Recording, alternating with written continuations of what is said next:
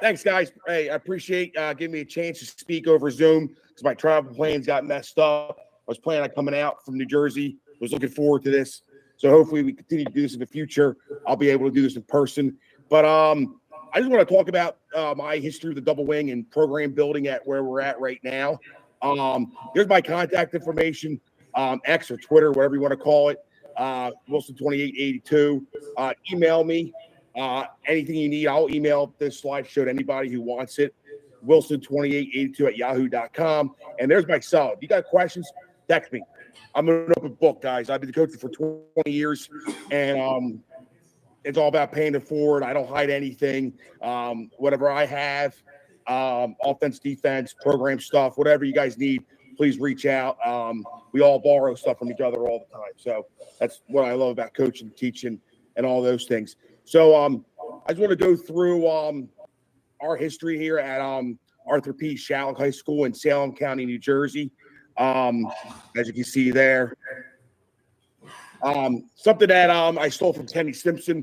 If everybody follows the shotgun wing tee guy, gun tee offense.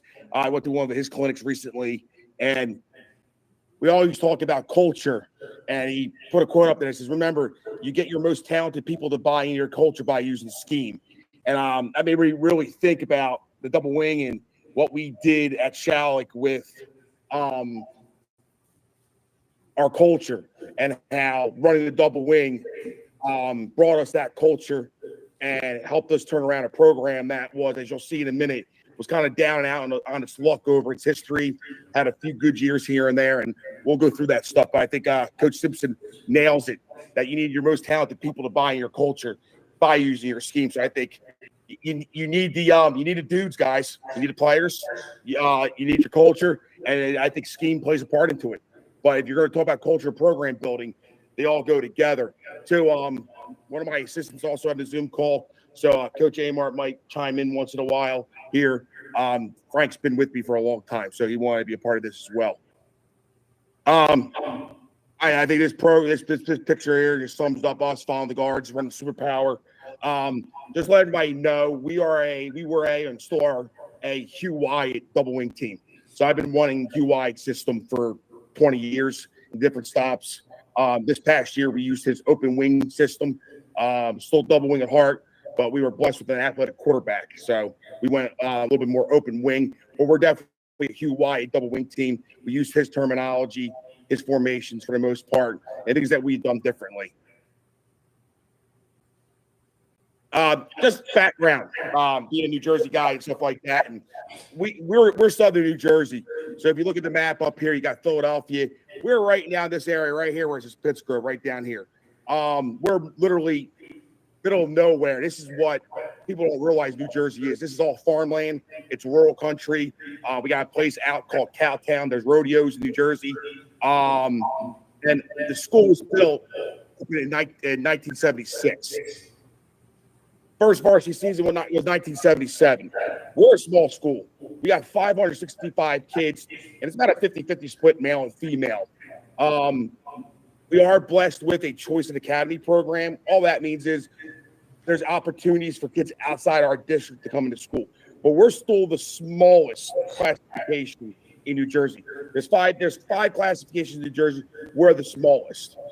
And no bones about it. If you look up Schalick High School, soccer central. There, you got to see the tournaments they have at this point. Every kid plays soccer, and it's a track school. All right, we have more track coaches in our building than we do football coaches. So that just puts that in perspective right there. Economically, we're right in the middle. We're not poor. We're not rich. Salem County's income's like 67, Pittsburgh 76, New Jersey's 97,000 minimum income.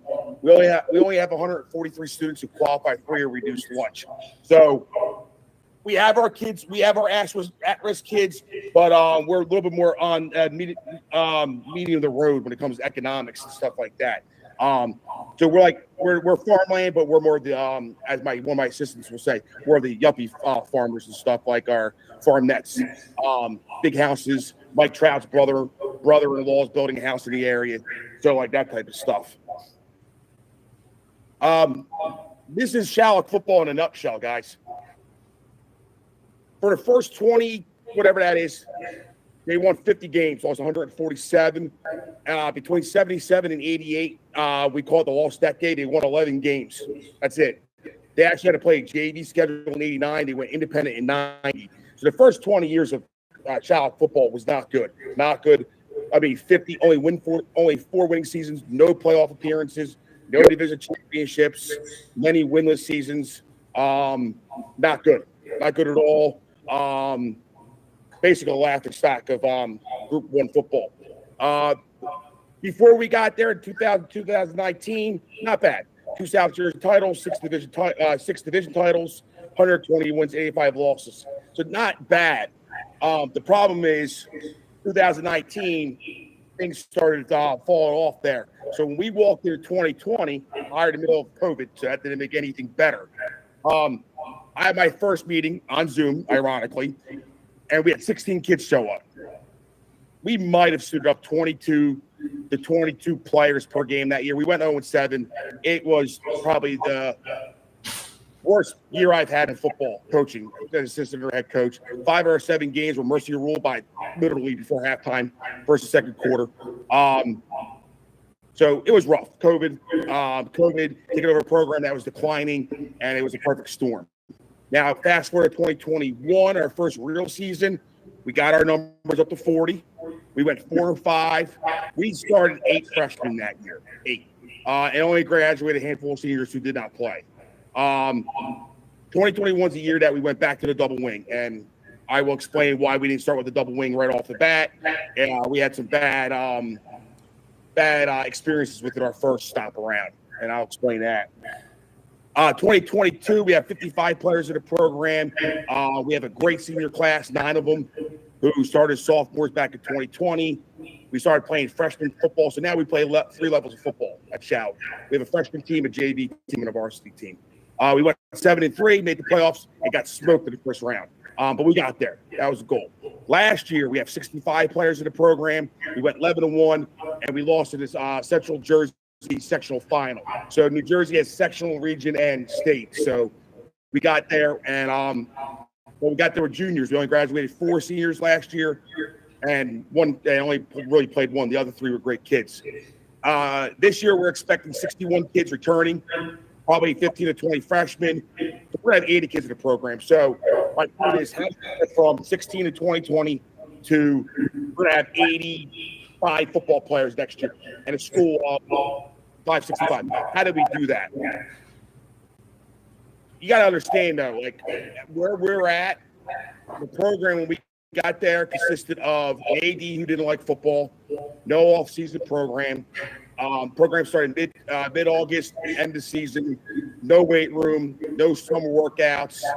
It was a second thought around. So we walked in with a completely different mindset, and we just tipped everything upside down. We just completely reset the expectation level and made football important. And that's the biggest thing that we did there was we made football important, and that was use of social media and other things that we're going to talk about today. When you get to a football game at Schalick in our first 2 years there, you look like they even have football. They did the national anthem before the football team was even on the field. There's no student section. Never a logo on the 50-yard line. Literally, 45 years of football, no logo until we got there. Pre-game music, we weren't allowed to play any. The band got to play. And the band was doing a concert. The band was not there for us. 0 expectations. I literally had the school doctor the first year pat me up and said, "Hey, coach, it's okay. Schalick isn't supposed to win." I was like, "What?" Like, so we had no expectations. Like, we could have coached there. Nobody would have cared what we did. But we leveled up our expectation level, what we did there.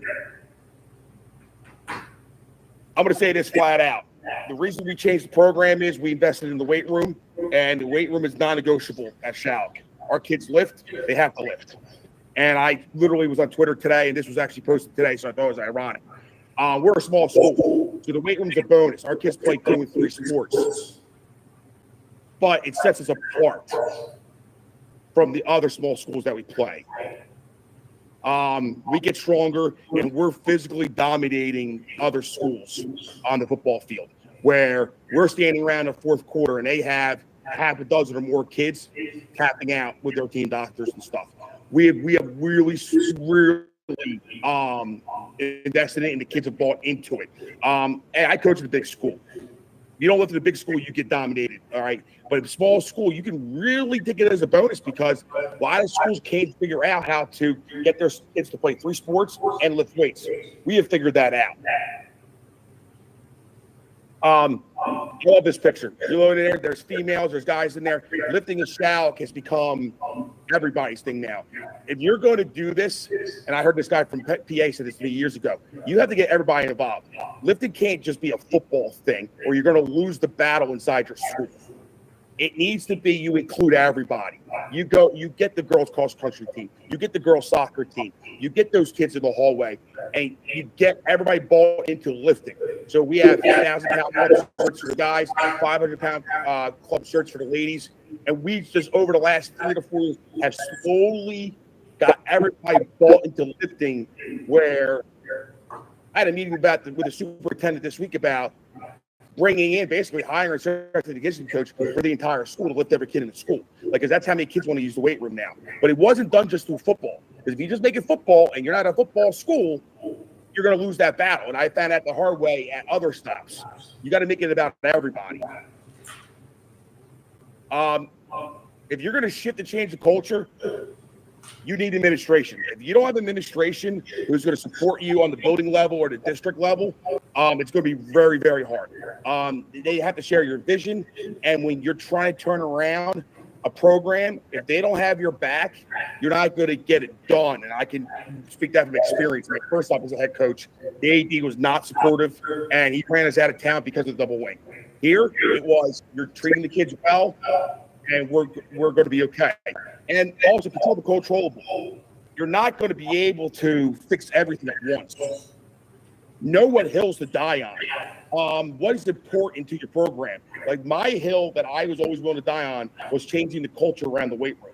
Everything else I was willing to compromise on and play a little politics per se. But I wasn't playing politics with the weight room. If the weight room wasn't on board, I would have left and found another job.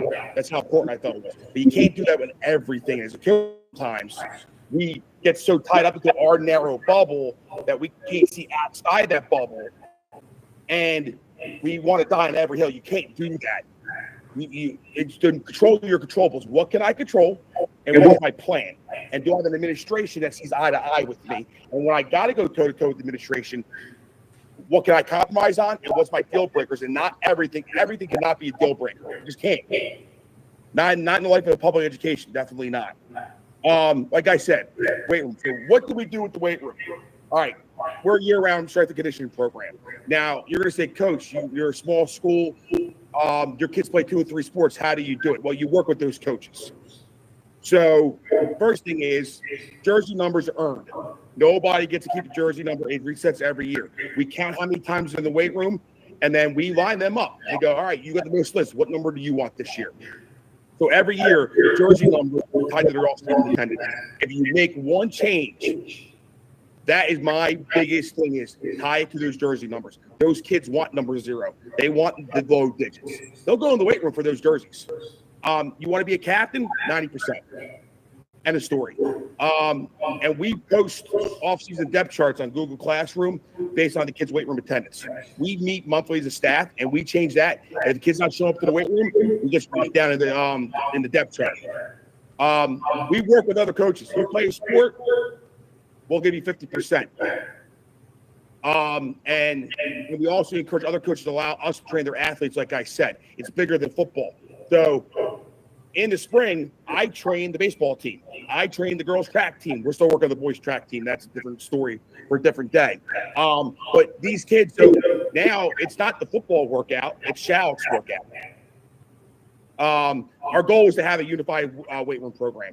What that means is I would like every sport, every gym class, all of us to be on the same program, everybody lifting in school and out of school, and then we don't have this problem. But I probably will always keep the jersey number, go off-season attendance, just to keep a little accountability on the kids. So that's the things that we do with the weight room.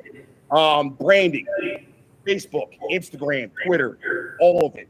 Facebook for the parents, alumni, Instagram for the kids, Twitter for the coaching world.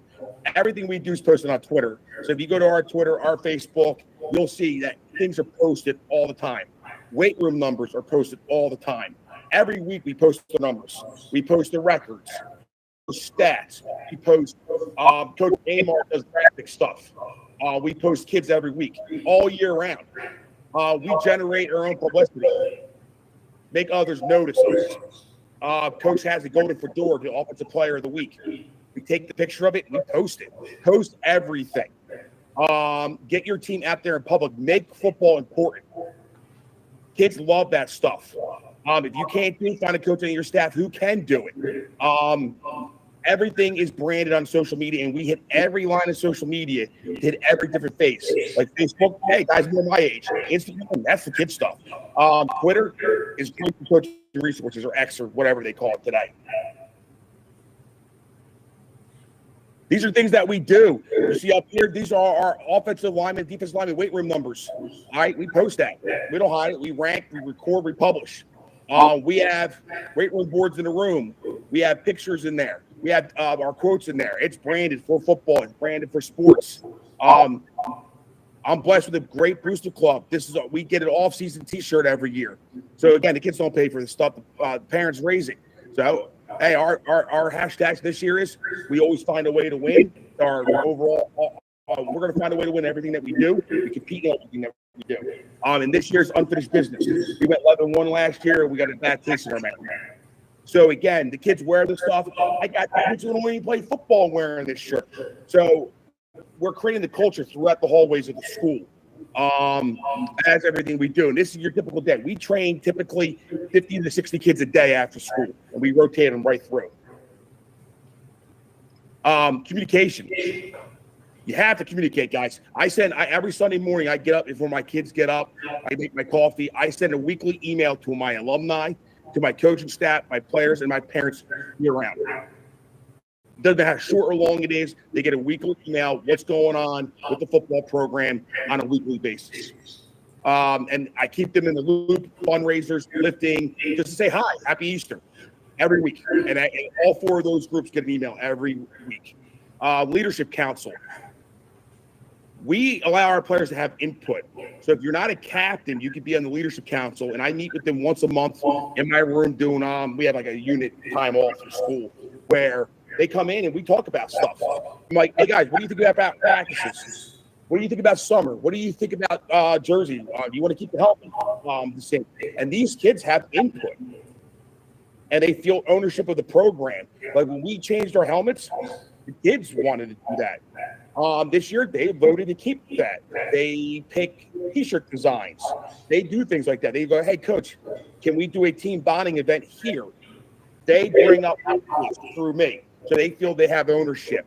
At the end of the season, I meet with every player and coach individually. Yes, it takes some time. It took me 2 weeks to meet with everybody. But that way, I can be honest, they can be honest, and I can make changes for the program based on their input. And the biggest thing as a head football coaches, be honest with yourself. And when you make mistakes, admit it and tell people you make mistakes.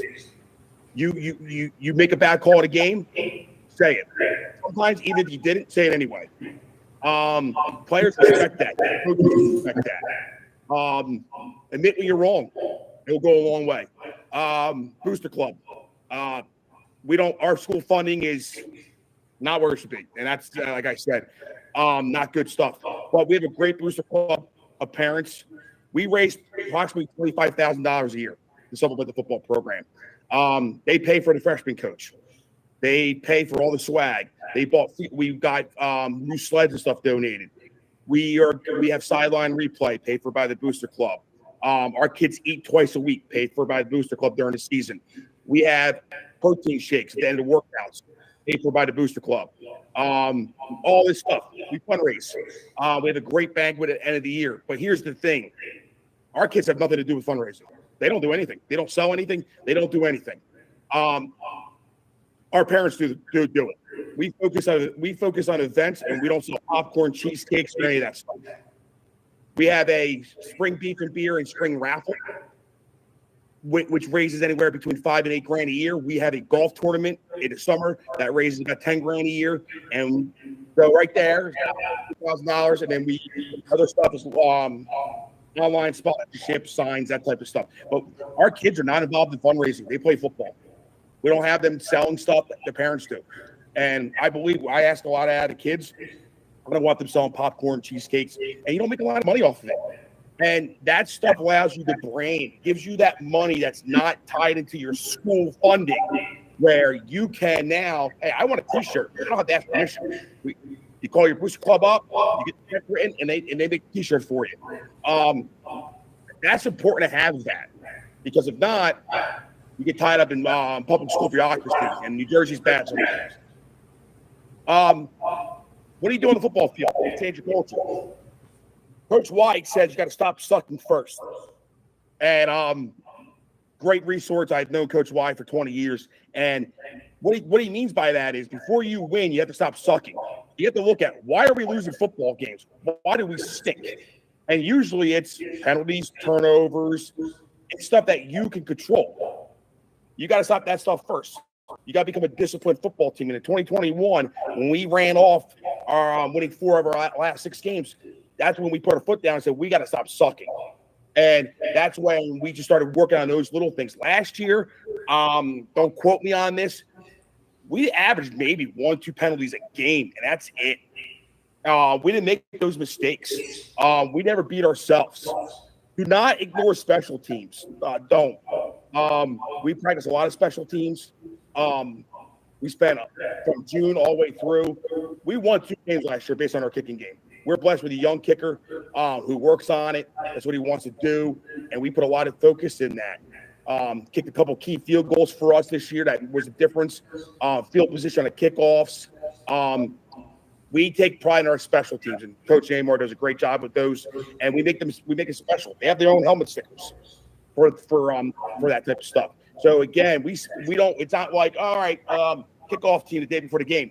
We practice it from summer, fall camp, all the way through, and we don't deviate from that. And the kids know it's important. The second thing we do is we're a defensive program. We put our 11 best football players on defense.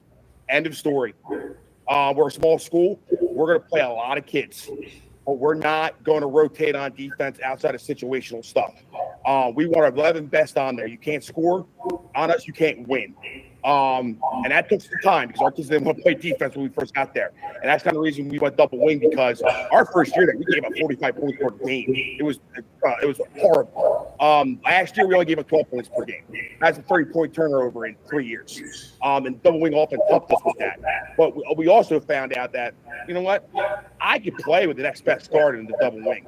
I could play with the undersized kid in the double wing. I could do that type of stuff. But I can't play with a slow on defense.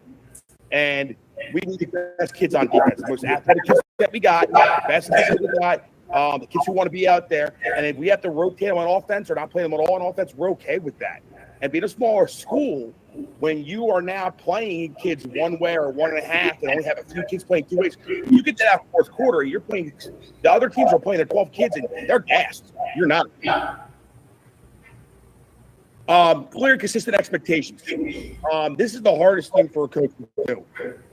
You have to have clear and consistent expectations. And sometimes you get addition through subtraction. What I mean by that is you might have to let go of one of your best football players, but it's going to make you better at the end. No player, coach is bigger than your program. Coach Amor said it right here. We went 0-7 with you. We can go 0-7 without you. Don't fall in love with talent. If they're not doing it your way, they're not doing what your expectations are, don't sell your soul for a win. It's going to hurt you down the road, and you're not going to have that expectation. My biggest thing with the kids is I have 2 rules. Your best ability is your availability. They have to be at practice. And I have a very strict practice policy. And communication is the key. Make your players talk to you.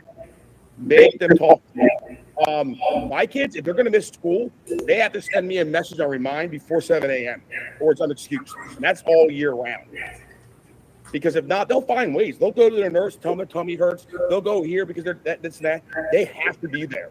And once you can clear that up, you'll be okay. So yeah, our first couple years there, I mean, we lost some kids that were better talented, but they didn't want to do these things. Explain the why. Tell them why you lift all the time. Tell them why you run the double wing. Tell them the way we practice. Tell them why you run a certain drill. Explain why, like for us, in our depth chart, a senior would never back up a senior, ever.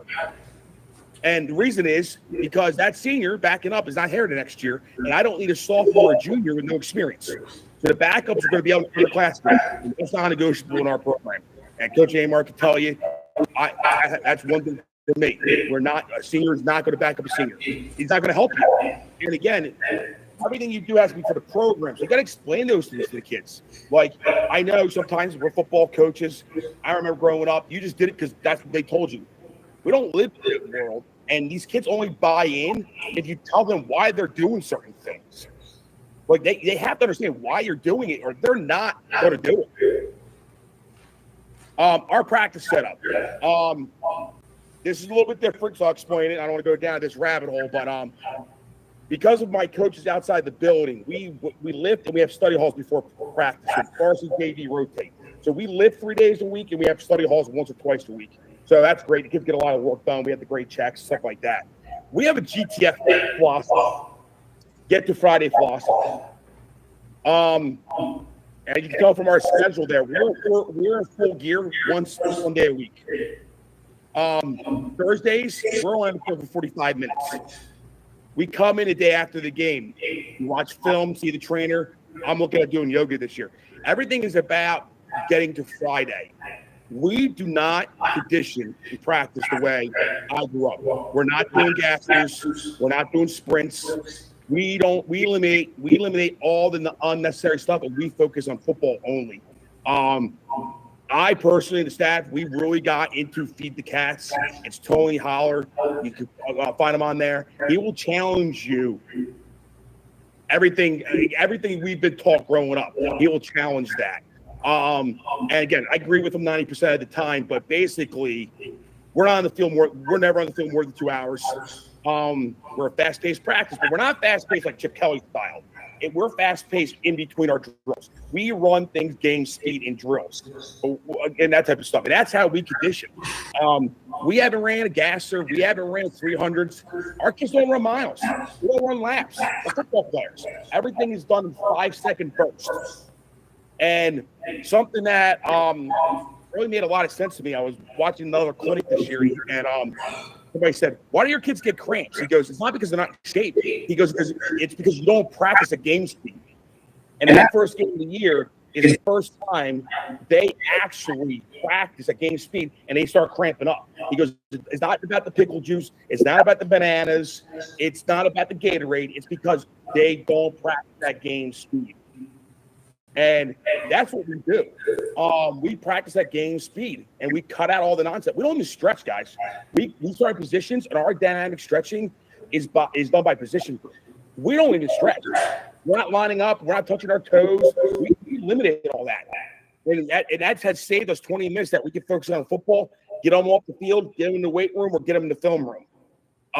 Hey, it took me a lot of years to be sold on this, but I saw it with my own eyes the last 2 years where our kids are fresh at the end of the year. They're not hurt. We don't have hamstring problems. We don't have rolled ankles. We don't have any of that stuff. Our kids stay on the field all year round. Double wing. It helped us create an identity mentality. You guys are at a double wing clinic because we all believe in the offense. So do I. I've coached the double wing since 2004. However, you're going to get fired running this offense. I found out the hard way in 2011, my first head coaching job. We were turning around a program. We were getting there. The AD did not like the offense, canned us. Flat out. He would not support us. He did not like the offense, even though we were – all these things we were doing to Schalick, you started seeing it, didn't care, didn't like the offense. So when I was hired at Schalick for my second time around, we didn't initially run the double wing. I was gun shy. And then after we figured it out with the coaches and all that stuff, we're like, you know, we transitioned to the double wing. And now we're in that thing. And we adapted to our kids. I'm not stubborn. I just want to win football games. It's kind of inside the numbers. We ran about 7 games in the double wing in 2021. We started 8 freshmen. All right, 2022 we were all double wing. But again, passing numbers are okay. You're not okay. None of us are here to throw the ball. But what we found out was when you get in the playoffs and you get in teams who lift like you do, who are actually taught to play defense, if you don't have the ability to throw the ball a little bit more, they're going to shut you down. Defense is good in New Jersey. People coach defense. And in 2023, this year, we moved our 1,000-yard back quarterback. The kid is awesome. He could run, he could throw. So we transitioned to Hugh White's open wing offense. It made us harder to defend. 1,800 yards on the ground, and then he was 51 for 88 passing, 58% completion percentage, 8 touchdowns for one thing. That right there now. We didn't have 9 guys in the box anymore. People are playing 2 high safeties because of Nye's ability to throw the football. And when they load the box and they gave us certain situations, we could throw the ball when we wanted to, not when we had to. And that's what I liked about Hugh White's system. We're able to keep the double wing philosophy of running superpower, and the kids love it. Our kids today, man, some people want to line up and run superpower, I promise. But with the ability to throw the football a little bit when you want to, not when you have to, and have a running quarterback, it made us that much harder to defend. And we're going to progress that even more this year. But we're never going to lose our identity as a double wing team. It's just not going to be double tight, double wing under center, because we're blessed with the kids that now, 2 years from now, I don't have Kenai Simmons anymore. Yeah, we'll go back on the center, and the system's still there. So that's kind of things that we've been doing, and that's how we turn our program around. Moving forward this year, like I said, we have the entire team back from last year, and hey, football is an unforgiving game. So I appreciate your guys' time. Coach Amor, I know you've been on the call. If anything that I missed that we've done that you want to share to everybody before our time's up? Yeah, one of the things I want to add about the practice. A couple of years ago, we looked into some air raid stuff and the way they practice. And it's you segment everything, shorter periods, go boom, boom, boom, no rest in between. And we tried with our kids, and we were like, I don't know how this is going to work. And our kids came to us and said, hey, you know what? We really like that. Move the whole time, no downtime, no time to run around. We get in, we get our work in, and we get out. So going to, in the double wing, we figure, okay, the kids like that style of practice where we get things segmented, we do one drill, we blow the whistle, we're on to the next, and we keep everything moving, and we've kept that same philosophy. I just said that, even though it'll be a double wing team, but you can look at other systems, other styles of play, and get good ideas. Mike mentioned that we've been coaching double wings since 2004. And we coached at a school before Mike's first head coaching job. We ran the double wing, and we were running around there too. But we picked up a play. You guys know mesh, about the air raid world. Mike Leach, and we took that play. I found it online years ago. I'm 50 years old. I'm older than Mike. I've been coaching for 25 years. Came across this play before a wing T guy. It was pretty cool. And first school I coached at, ran it. All right. We got the school, we ran the double wing. First time, hey, look at this pass play. It was really cool. And he looked at it and said, yeah, this is pretty cool. I like it. And we ran it. And as a double wing team, we were running mesh out of a compressed formation. And we scored a couple touchdowns with it. And everywhere we've gone since, we always bring that play with us. And we haven't gotten to the point where we can run it now. Schalick, I think this year we're going to try. We tried it every year.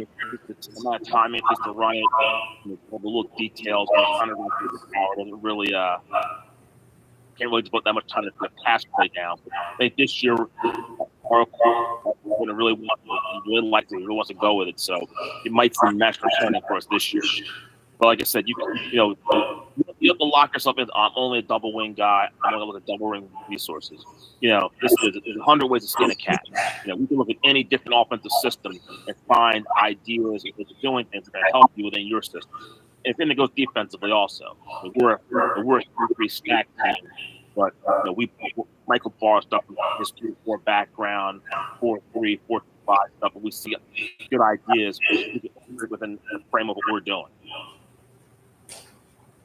Coach Amar, thank you for that. I'm glad that, like I said, I wanted Frank here. Frank was going to travel with us too. Been around with me since day one.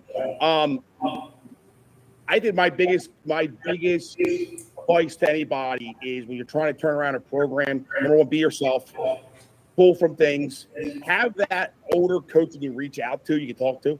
I have a guy who I worked with at the prior school where, hey, we talk daily, and I bounce ideas off them. You need outside thing and be yourself and what is important to you and focus on what's important to you, and don't be afraid to think outside the box. Don't be afraid to do something like Coach Amar said. Oh, that's not double wing. Well, do what your kids can do.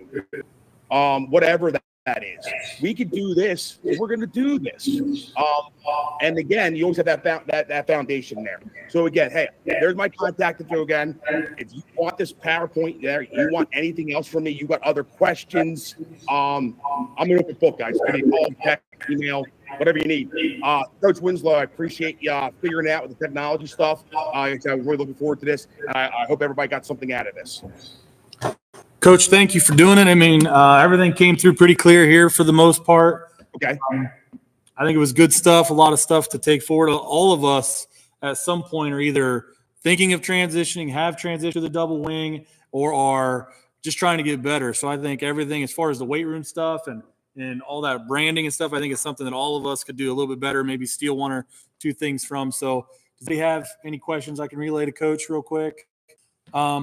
When you were talking about making it a school-wide weightlifting program, was there any one thing that you could share that really sold that to the other sports? Is it scheduling? Are you coming in at 6 a.m., doing it preschool for in-season guys? Are you running multiple sessions? How are you getting all those other athletes in the weight room?